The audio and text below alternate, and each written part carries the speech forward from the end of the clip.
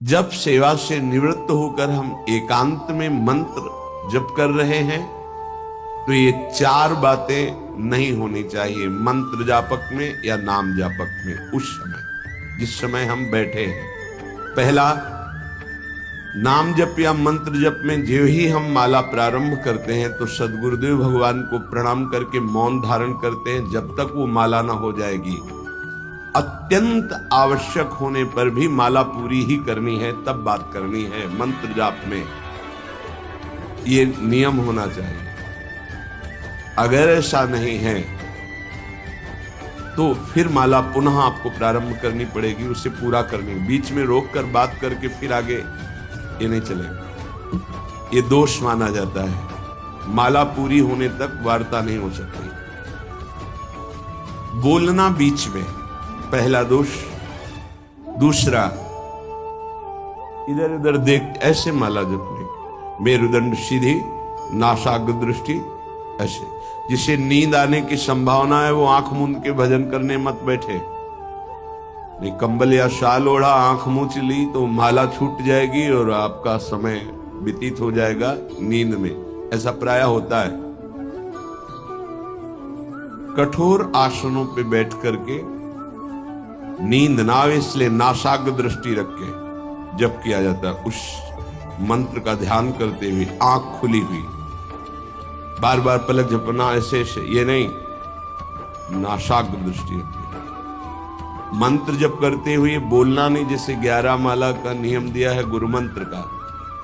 तो जिनकी विशेष विशेष सेवाएं हैं, जब आपको समय मिले, जितना मिले अधिक से अधिक आप मंत्र जाप करें। जब आप आसन पे बैठकर मंत्र जाप कर रहे हैं तो बोलना नहीं है, माला पूरी होने पर ही बात करें अगर कोई अत्यंत आवश्यक है। दूसरा, इधर उधर गर्दन हिलाना, देखना ये नहीं। मेरुदंड सीधी, आंख खुली हुई, आंख मूंद के नहीं जपना। एक महाभागवत की पत्नी निरंतर भगवदाकार वृत्ति में रहती थी।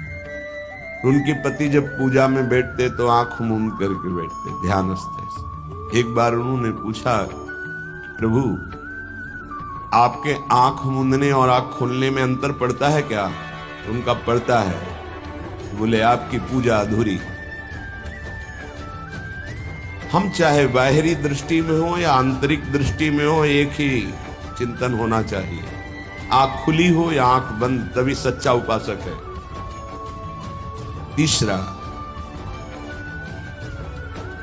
हिलना मंत्र जाप के समय। ये कीर्तन में हो सकता है, पद गायन में हो सकता है, लेकिन मंत्र जाप के समय हिलना नहीं, ये नहीं। गर्दन घुमाना, बात करना। चौथा, हंसते हुए प्रपंच की वार्ता का, हंसी मजाक चल रही, बोलना मतलब उत्तर देना। चौथे में जो हंसते हुए प्रपंच वार्ता करना। बैठे कुर्सी में 3 लोग, माला हाथ में, प्रपंच की वार्ता। अपमान कर रहे हो माला का, मंत्र का। आप क्या कर रहे हो? उपहास कर रहे हो। 4 लोग जा रहे हैं, माला सरक रहा है, बातचीत कर रहे, तो माला सरकाने से थोड़ी भगवत प्राप्ति होगी। जो माला की एक भी मन का नाम और मंत्र से खाली ना जाए, उसका चिंतन करते हुए, वो आंतरिक चिंतन को बढ़ाने के लिए माला है। माला सरकाने से थोड़ी भगवत प्राप्ति होती है। माला की मनका के सहारे से हम प्रत्येक मंत्र का चिंतन करके, उसका श्रवण करके, मनन करके, तब फिर आगे बढ़ते हैं। ये थोड़ी कि जल्दी जल्दी किसी किसी की माला को तो देखते हैं कि इतनी रफ्तार से कैसे चल सकती है। अगर हम केवल राधा नाम भी जपे तो इतनी रफ्तार से नहीं चल सकता, क्योंकि हमें लिखना है राधा राधा। फिर अष्टादशाक्षर मंत्र या 12 मंत्र।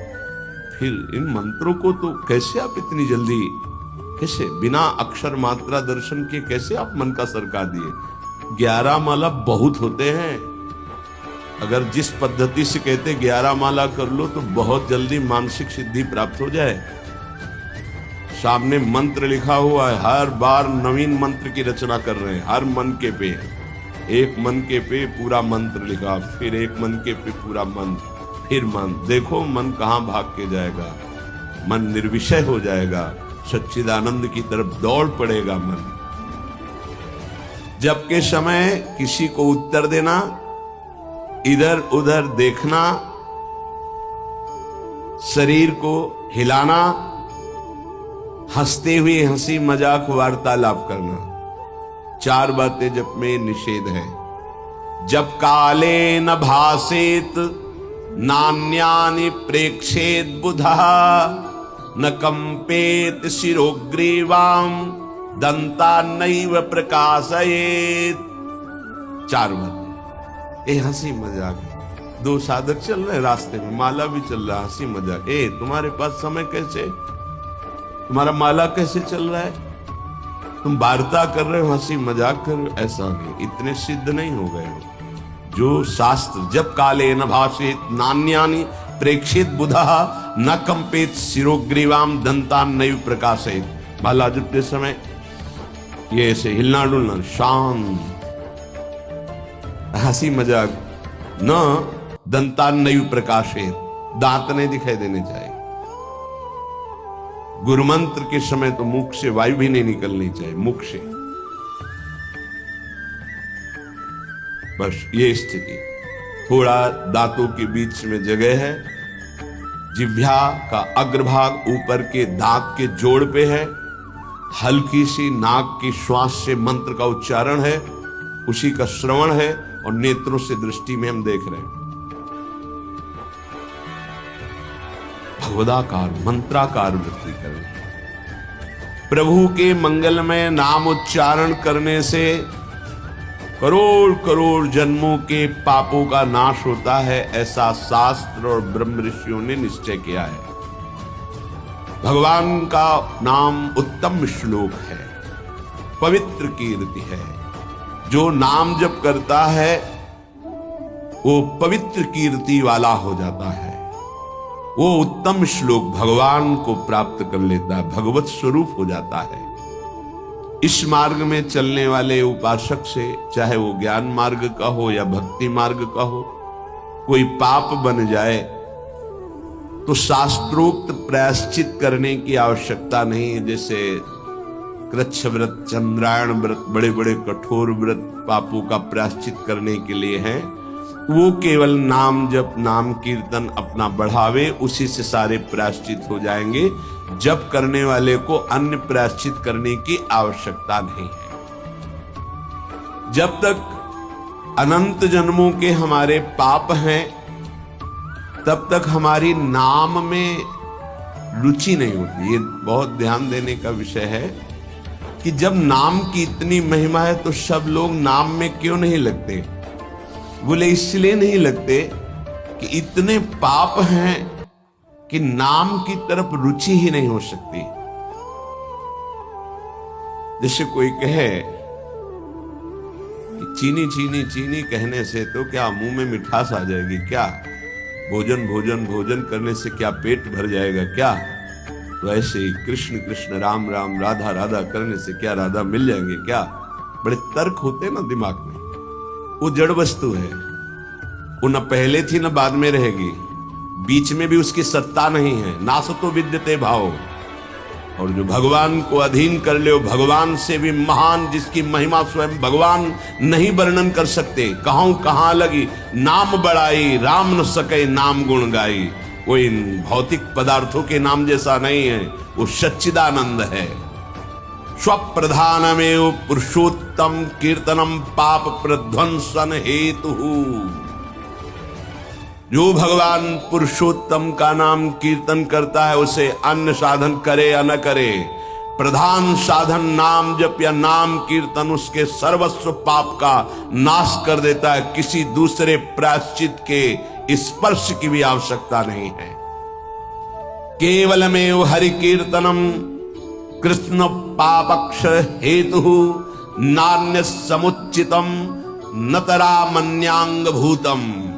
केवल नाम जप, नाम कीर्तन संपूर्ण पाप और पाप प्रवृत्ति को विध्वंस कर देता है।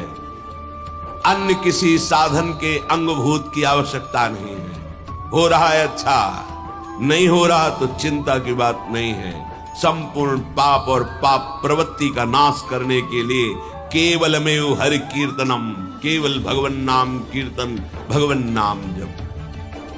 नरक हेतु संस्कारः प्रायश्चित्त निर्वर्तेत न सजाति योत्पादकः भक्त्या पुनरुभव विधोपीति भक्तेरे वात्यंतिक शुद्ध हेतुत्वम न कर्मणाम।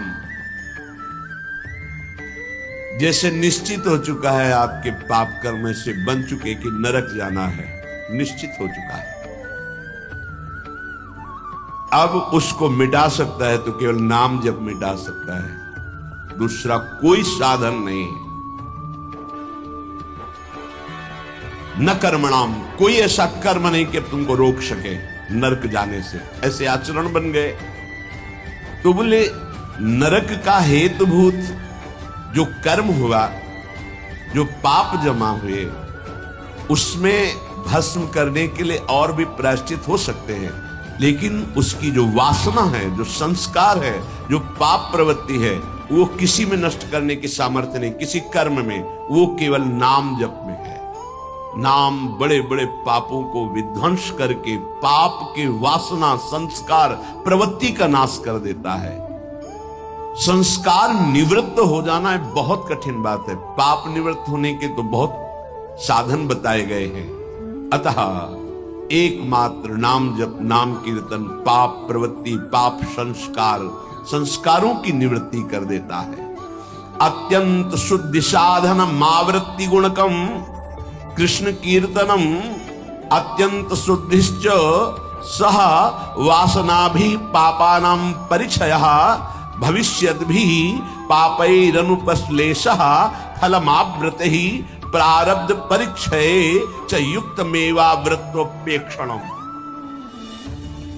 यदि बार बार नाम की आवृत्ति की जाए, राधा राधा राधा राधा, बार बार श्री कृष्ण कीर्तन किया जाए, नाम जप किया जाए, तो किसी अन्य साधना से जो शुद्धि नहीं होती वो बहुत जल्दी ये नाम जप से, नाम कीर्तन से होती है। वासनाओं के साथ समस्त पापों का नाश हो जाना अत्यंत शुद्धि है। भविष्य में कभी किसी पाप का संपर्क जो भूल से, चूक से, कुसंग से, उपासक से बन जाता है, वो तत्काल भस्म हो जाता है।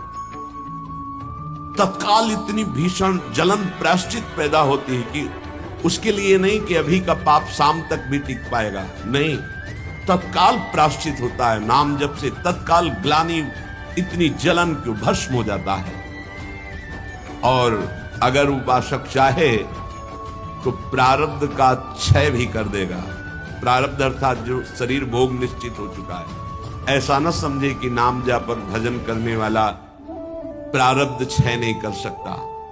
हर रोग को नष्ट करने की सामर्थ्य है, पर वो अपने नाम जप की जो आवृत्ति कर रहा है, अव्यावृत भजना, बार बार नाम जप कर रहा है, वो आराध्य देव के विधान को जानकर सुखी होने वाला उपासक हो जाता है। पाप क्षय हुआ, पाप की प्रवृत्ति का नाश हुआ, आगे भूल चूक से पाप हो जाए उसका भस्म करने की सामर्थ्य उसमें, प्रारब्ध को क्षय करने की सामर्थ्य होते हुए भी भक्त अपने प्रारब्ध को क्यों भोगता है?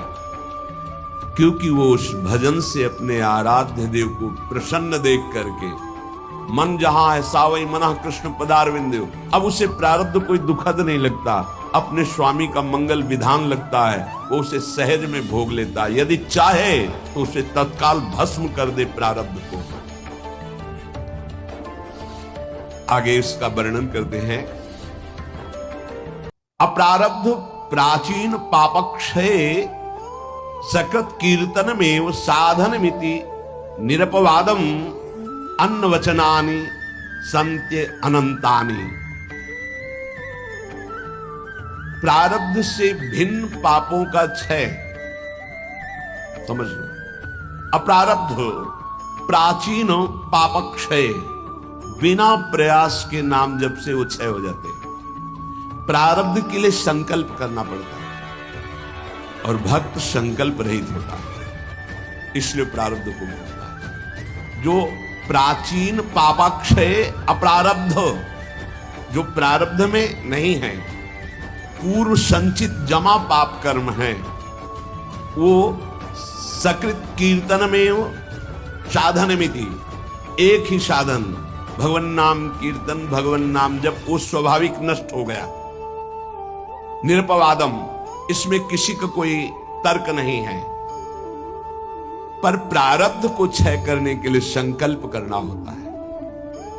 ये मेरा रोग नष्ट हो जाए, ये कभी भक्त नहीं कर सकता। इसीलिए बड़े बड़े संतों को कष्ट में देखा गया, शारीरिक।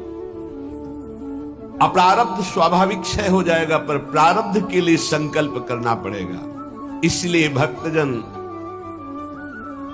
अत्र वचनानि संत्यनंतानि, संतों के अनंत वचन पाए गए। क्या कि जैसे मेरे प्रभु रख रहे हैं वैसे मैं बहुत राजी हूं, मेरे स्वामी जैसे मुझे रख रहे हैं, जोई जोई प्यारो करे सोई मुझे भावे, तेरा किया मीठा लागे। क्या बड़े बड़े महापुरुष के तेरा किया मीठा लागे। प्रभु आप जो विधान करो, वो प्रारब्ध क्षय के लिए संकल्प नहीं करते। कीर्तनात् पापक्षय तदा वृत्त्या तद विषयाणाम वासनानाम प्रचयः अपचयश्च पापवासनानाम ततो भगवज्जनो सेवा सात्यताम ततस् तदुपवर्णित महिमनि भगवती पुण्य श्लोक शेखरे भगवती नैष्ठिकी भक्ति तत्शोकादि नाम अत्यंतोच्छेदः ततः सत्वस्य परमोत्कर्षः तत्व साक्षात्कारः ततो मुक्ति रीति अयमर्थः। बड़ी अद्भुत बात वर्णन कर रहे हैं। ये कीर्तन केवल पाप का ही नाश नहीं करता, नाम जप, ये नाम जप बार बार जो आवृत्ति की जाती है, इससे उपासना की वृद्धि होती है, वासनाओं का नाश होता है। इसके पश्चात भगवत प्रेमी महात्माओं का सानिध्य मिलता है। ये बड़े गूढ़ विषय है। जब तक आपके पाप क्षय नहीं हुए तो आप संतों के सन्मुख नहीं पहुंच सकते। भगवत कृपा हुई, कैसे पाप क्षय हुए? श्रवण सुजस सुनी आयऊ, जब कान में श्रवण में हमारे भगवतीय सिद्धांत नाम महिमा पड़ी तो सुन सुन के हमारे हृदय में इच्छा जागृत हुई, चलो संत दर्शन करते हैं। भजन का फल हुआ संत दर्शन, नाम जप का, नाम कीर्तन का फल हुआ भगवत प्रेमी महात्माओं का सानिध्य संग। ततो भगवज्जन सेवा सात्यतम, फिर उसके हृदय में उन महापुरुषों की सेवा करने का मन होता है। क्या करूं जिससे ये प्रसन्न हो जाए? फिर उन महापुरुषों के द्वारा ततस् तदुपवर्णित महिमनि भगवती पुण्य श्लोक शेखरे भगवती नैष्ठिकी भक्ति, कैसे प्रभु में निष्ठा जागृत होती, वो उपदेश करते हैं। किनको? निज जनों को। निज जन कौन? जो नाम जप नाम कीर्तन के द्वारा जिनका पाप क्षय हुआ, पाप वासनाएं नष्ट हुई, एक उपासना जागृत हुई कि हमें संतों का सानिध्य मिले, भगवत कृपा से संत सानिध्य मिला, उनके हृदय में एक नई इच्छा जागृत हुई, इनकी सेवा मिले, इनको कैसे प्रसन्न करूं। जब उनकी आज्ञा और सेवा में तत्पर हुए तब उन्होंने अपने हृदय की उपासना दे दी। उससे क्या हुआ? बोले भगवती नैष्ठिकी भक्ति, निष्ठा पूर्वक भगवान की भक्ति का जागरण हुआ। ततः शोकादि नाम अत्यंत उच्छेदः, समस्त चिंता भय शोक दुख का जड़ से नाश हो गया। जब संत गुरुजनों के द्वारा दी हुई उपासना से भगवान की भक्ति हुई तो शुद्ध नैष्ठिक भक्ति का जागरण हुआ, तो शोक चिंता भय दुख क्लेश अशांति मृत्यु इनका सब भय जड़ मूल से उच्छेद हो गया।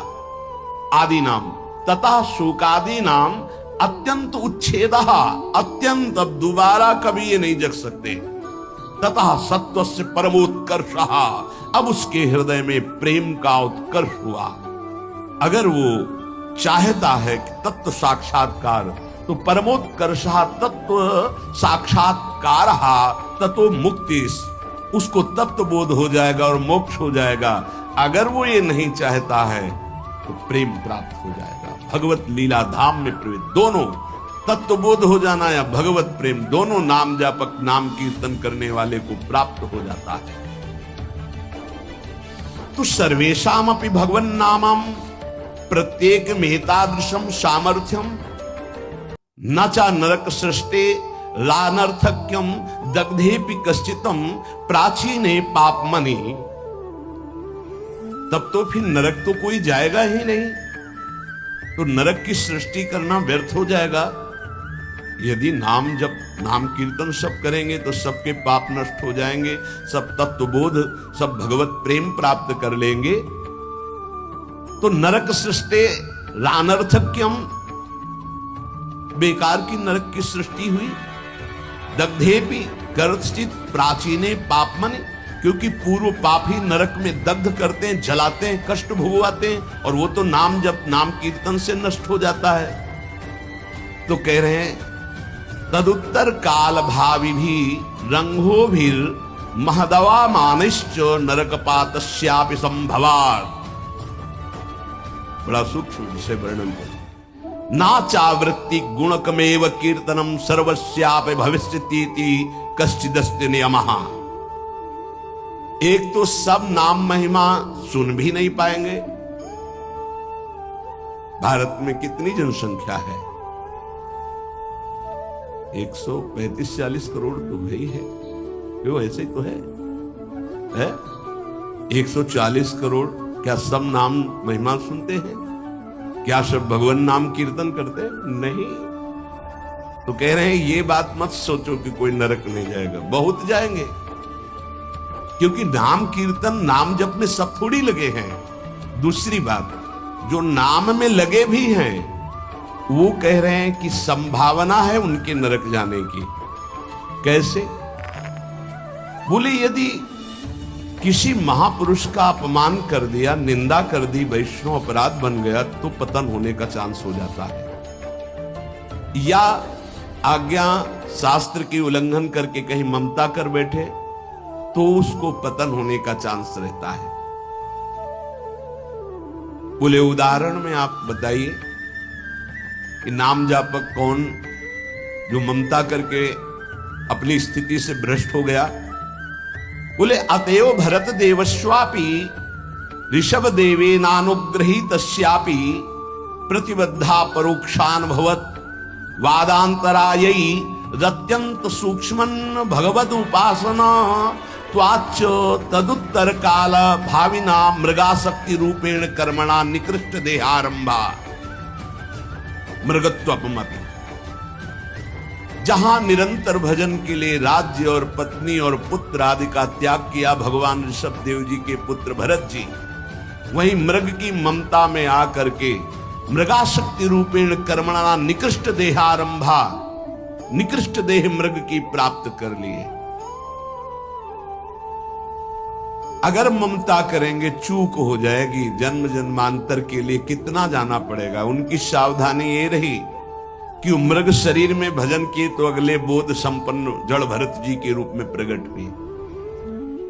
अगर नाम जप कर रहे हो, भजन कर रहे हो और वैष्णव निंदा कर रहे हो, संत अपमान कर रहे हो, संत द्रोह कर रहे हो, तो आपको भ्रष्ट हो जाना पड़ेगा, अपनी स्थिति से गिर जाना पड़ेगा। जय विजय योश्च वैकुंठ वासिनोरपि ब्रह्मविदो मानादधा पतनम। ब्रह्मविद महापुरुष सनक सनंदन सनातन सनत कुमार का अपराध करने के कारण वैकुंठ में विराजमान जय विजय अधापतन को प्राप्त हो गए। ब्रह्मविदवमान जनितम ही दुरितम दुरत्ययम भगवद उपासनेनापि भगवद भक्तावमान जनितम च प्रपंचितम। कह रहे हैं कि जो ब्रह्म धाम में विराजमान वैकुंठ धाम में वो जब अपराध कर दिए भक्त का, सनक सनंदन सनातन सुमनत कुमार का, तो उनको 3 जन्म के लिए अधापतन हुआ और राक्षस भाव को प्राप्त हुए, दैत्य भाव को प्राप्त हुए।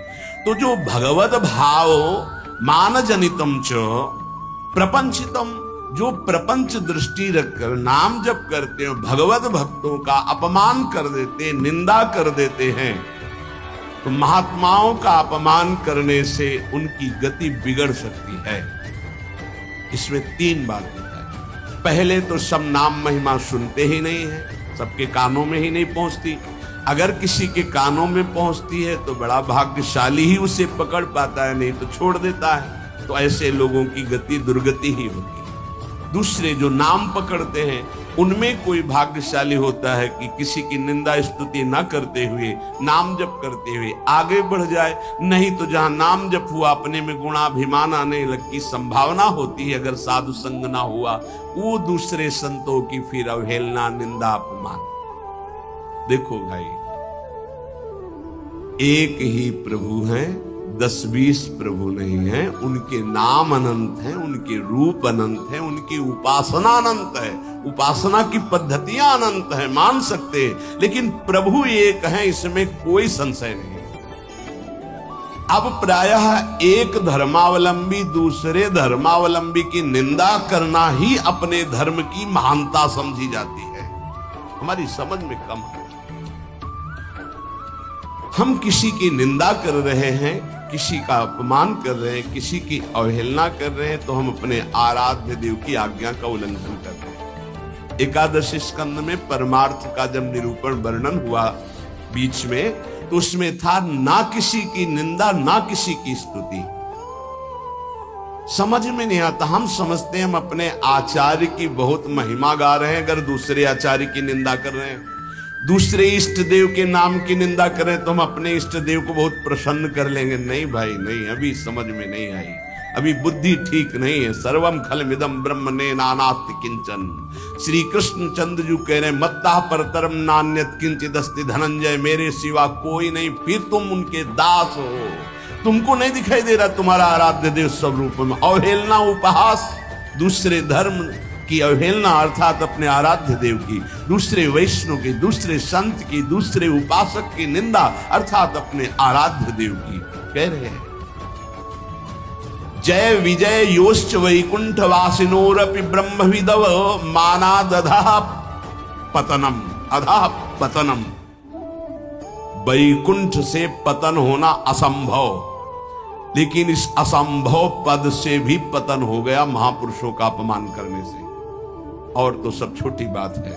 इसलिए ध्रुवदास जी ने भी सिद्धांत विचार लीला में वर्णन किया, भक्तन के अपराध सो डरपत रहो। या एक अपराध है जो बड़ी बड़ी पदवी से तुम्हें भ्रष्ट कर देगा, तुम्हारे सारे सुकृत नष्ट कर देगा।